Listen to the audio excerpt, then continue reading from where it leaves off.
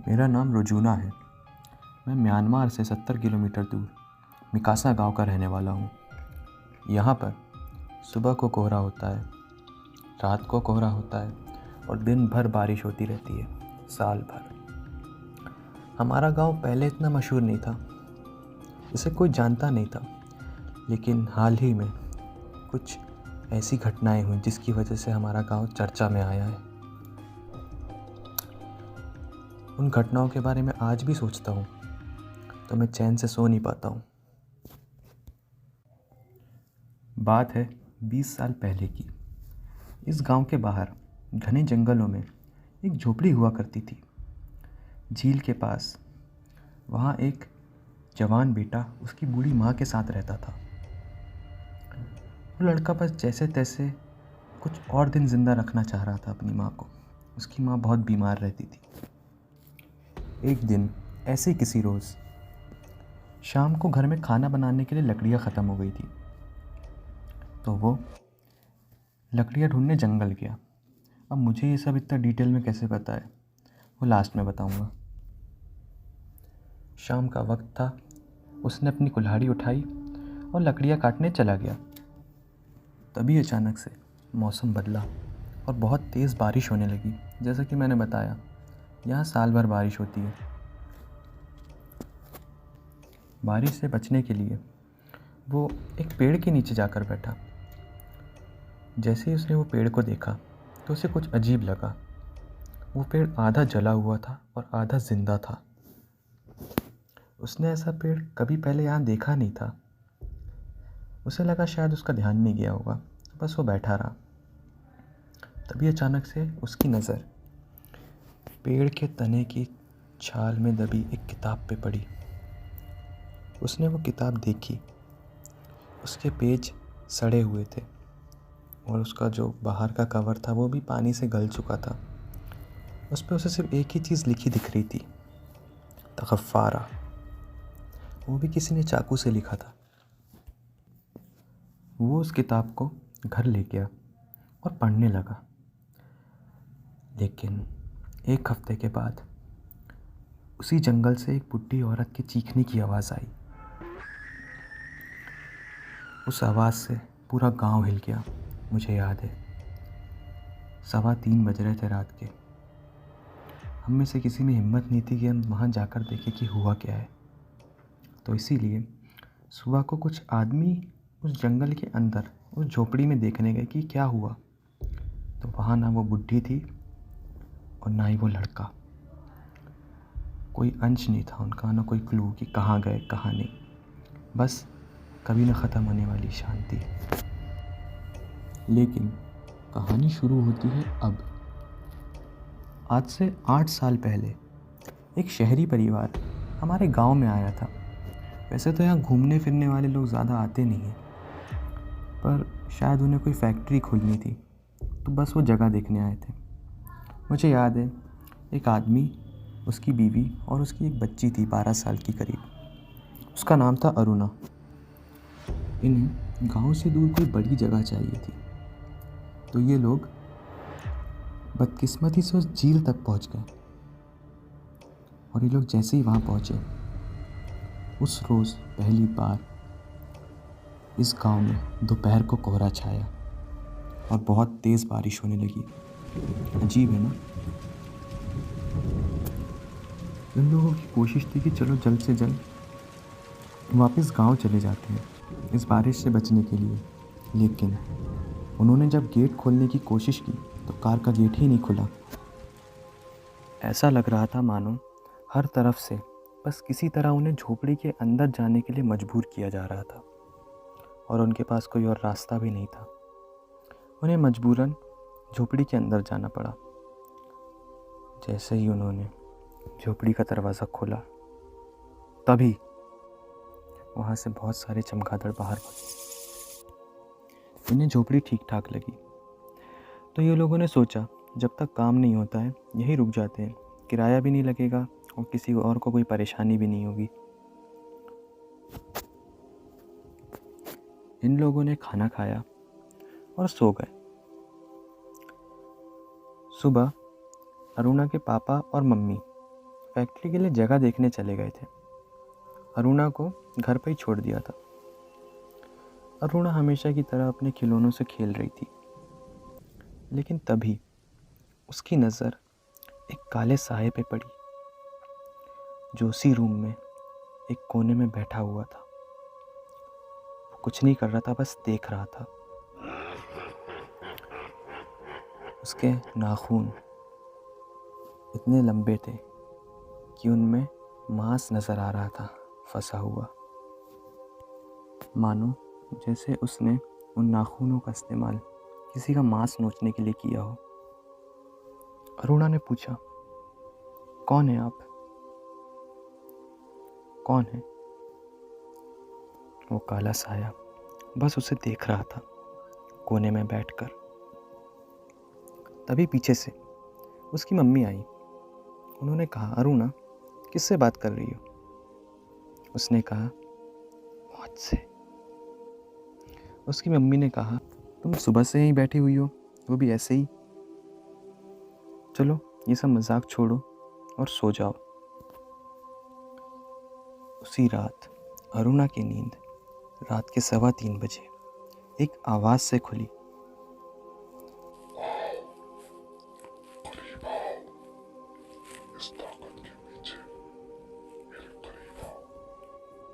उस आवाज़ में एक अजीब सा दर्द था।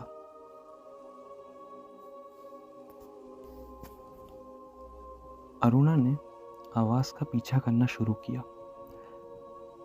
वो आवाज़ उसे उस बुड्ढी के रूम तक ले गई। वहाँ बिस्तर के नीचे उसे एक किताब मिली। उस पर लिखा हुआ था, द गफ्फारा। अरुणा बहुत क्यूरियस लड़की थी, लेकिन जिज्ञासा हर बार फ़ायदेमंद नहीं होती। उसने उस किताब को खोला और उसे पढ़ने लग गई।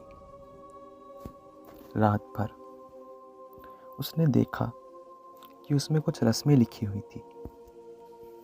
पहली ही रात वो किताब अरुणा पर हावी होने लगी। उस किताब ने अरुणा पर अपनी एक छाप छोड़ दी। अरुणा को बस उस चीज़ की तमन्ना थी कि जो इस किताब में लिखा हो किसी तरह बस वो पूरा कर दे। पता नहीं उसे क्या होने लगा था, पर वो किताब के वश में आ गई थी। उस किताब की पहली रस्म थी किसी बेजुबान की जान लेना और उसके बहते खून से नहाना। उसके अगले ही दिन अरुणा एक पक्षी को पकड़ के लाई और रात 12 बजे के बाद उसका गला घोंट दिया और उसके बहते खून से अपने चेहरा धो लिया। अरुणा को एक अजीब सा एहसास होने लगा, मानो जैसे उसके अंदर कुछ मर गया हो। लेकिन वो रुकी नहीं। अगले दिन उसने दूसरी रस्म पूरी की, जो कि थी किसी मासूम को अनाथ करना। गांव में ब्रिजेश भैया थे, जिनके यहाँ बच्चा हुआ था। वो तकरीबन 6 महीने का रहा होगा। अरुणा उनके घर गई। बच्चे के साथ खेलने के बहाने उसने कुछ जहरीली जड़ी बूटियाँ उनके घर के खाने में मिला दी। वो 6 महीने का बेटा माँ बोलने से पहले ही अनाथ हो गया। जैसे जैसे वो रस्में पूरी करती जा रही थी, उसकी आंखें अंदर धंसती जा रही थी, उसकी उंगलियां काली पड़ती जा रही थी और वो उस काले साए को अपने अंदर महसूस कर पा रही थी। वो जैसे उस पर हावी होने लगा था। तीसरी और आखिरी रस्म थी कि अपने माँ बाप को जिंदा जलाकर उनकी बची हुई राख से अपने माथे पर उनकी राख मलना। उस किताब के नशे में चूर अरुणा ने अपनी गाड़ी से मिट्टी का तेल निकाला और रात में बड़ी चालाकी से अपने माँ बाप के बिस्तर के चारों ओर एक घेरा बना दिया। उसने जैसे ही माचिस जलाई, तभी अचानक से काले अंधेरों से एक हाथ आया और उसका पैर पकड़ के उससे अपने साथ ले गया। अरुणा तुरंत उस किताब के वश से बाहर आई और कांपने लगी। उसे एहसास था कि वो क्या कर रही है। वो इतना सहम गई थी कि उसके गले से चीख तक नहीं निकल रही थी। उसने अपनी नज़रें उठाई और देखा कि सामने दीवार में एक शरीर कीले से ठोका गया है, जो कि जिंदा है।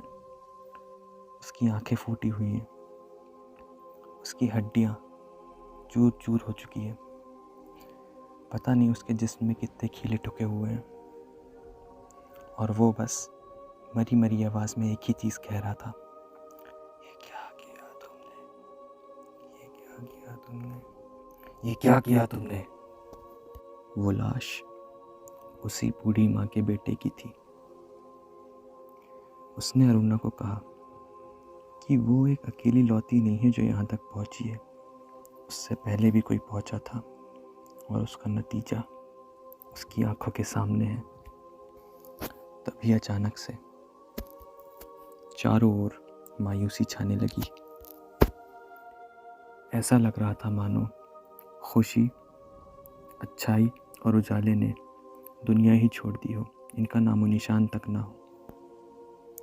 वो एहसास कभी कोई महसूस ना ही करे तो बेहतर है। तभी अचानक से अरुणा की आंखों के सामने उस नौजवान के शरीर में आग लग गई। वो दर्द के मारे चीख उठा। उस जलते शरीर की हड्डियां भी अरुणा की आंखों के सामने चूर चूर होने लगी। अरुणा जैसे ही पीछे मुड़ के भागने को हुई, उसकी आंखों के सामने वो काला साया आ गया। वो काला साया अरुणा को देखकर मुस्कुरा रहा था। उसके शब्द थे कि शैतान की पूजा करने वाले को ईश्वर की लाठी तो पड़नी ही है। उस काले साये ने अरुणा को सब बताया कि जो उसने अभी अपनी आंखों से उस बूढ़ी माँ के बेटे के साथ होते देखा है, वो उसके साथ हर रोज़ होता है। हर रोज़ उसे इतना ही तड़पाया जाता है और मौत भी नहीं दी जाती। और अब यही अरुणा की भी तकदीर है। इतने में ही अरुणा ने जल्दी से अपना हाथ छुड़ाया और बस तेज़ी से भागने लगी। लेकिन जैसे जैसे वो दूर जाते जाती, उसके शरीर के हिस्से बेजान होते जाते। उसकी एक टांग, दोनों हाथ, आंखें बेजान होती जाती। वो जैसे तैसे गिर पड़ के ज़मीन की सतह तक तो पहुंच गई, लेकिन उसका शरीर उस जलते हुए घर के मलबों के नीचे 2 दिन तक धंसा रहा। गांव वालों को बड़ी मुश्किल से वो मिली, लेकिन चूंकि सज़ा तो मिलनी ही थी, अरुणा अपाहिज हो गई, शारीरिक तौर से भी और मानसिक तौर से भी। अरुणा आज भी Yangon mental health care hospital में भर्ती है। उसका इलाज चल रहा है। अब मुझे इतना कुछ कैसे मालूम? असल में मैं हूँ तो उसी गांव का रहने वाला, लेकिन साथ ही अरुणा का पर्सनल साइकेट्रिस्ट भी हूँ। उसका इलाज कर रहा हूँ और ये सब मुझे अरुणा ने ही बताया है। और हाँ, मुझे उसकी बातों पे पूरा यकीन है। अक्सर ऐसा देखा जाता है कि आम लोग पागल शब्द का यूज़ सिर्फ ऐसे ही कर देते हैं, जैसे किसी को कुछ समझ नहीं आ रहा या किसी की मानसिक हालत ठीक नहीं है, मानसिक संतुलन हिला हुआ है। लेकिन असल में ऐसा नहीं है। मेडिकल साइंस भी यही बताती है कि अक्सर इंसान की लाइफ में कुछ ऐसी घटनाएं घट जाती है जो उसके दिमाग पे गहरा असर छोड़ जाती है और उसे सिर्फ वही घटनाएं याद रहती हैं, उसके अलावा और कुछ नहीं। अरुणा के साथ भी यही है। उसके दिलो दिमाग में जो दर्द, जो तकलीफ़ है, हम लोग चाह के भी कम नहीं कर सकते। वो हर रोज़ दिन भर बस यही कहानी दोहराती रहती है, अकेले एक कोने में बैठकर। अब मुझे नहीं पता उसे क्या वो साया अभी भी दिखता है या उसे वो दर्द होता है, लेकिन अगले आप भी हो सकते हैं। क्या पता आपके घर के किसी कोने पे वो काला साया आपको चुपचाप बैठ के देख रहा हो और अगली बारी आपकी हो।